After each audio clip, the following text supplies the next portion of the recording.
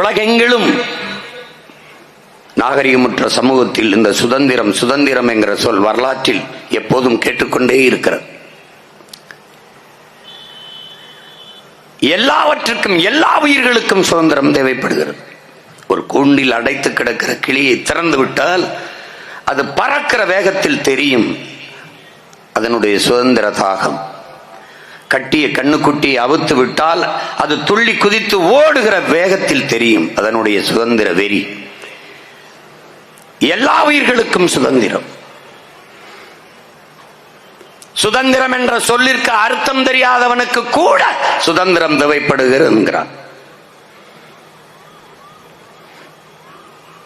பறவைகளுக்கு இறக்கை போல, மனித உடலுக்கு முதுகெலும்பு போல, வண்டிக்கு அச்சாணி போல சுதந்திரம் ஒவ்வொரு மனிதனுக்கும் அவசியம்.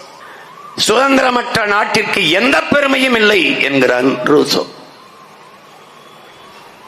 சுதந்திரம் இல்லாத நாடு வெறும் காடு என்கிறார் நம்முடைய தாத்தா நாமக்கல் கவிஞர் ராமலிங்கம் பிள்ளை. சுதந்திரம் எங்கள் பிறப்புரிமை என்கிறார் இந்த நிலத்தின் விடுதலைக்கு போராடிய பாலகங்காதர திலகர். சுதந்திரம் என்பது மனித குலத்தின் பிறப்புரிமை. புரட்சி என்பது பிரிக்க முடியாத ஒரு உரிமை என்கிறான் பகத்சிங். ஒடுக்குகிற தேசியனமிடமிருந்து ஒடுக்கப்படுகிற தேசிய இனம் விடுதலை பெற விரும்புவது தன்னுரிமை. அந்த தன்னுரிமையை போராடி பெற வேண்டியது ஒவ்வொரு தேசிய இனங்களின் பிறப்புரிமை என்கிறான் புரட்சியாளர் லெனின்.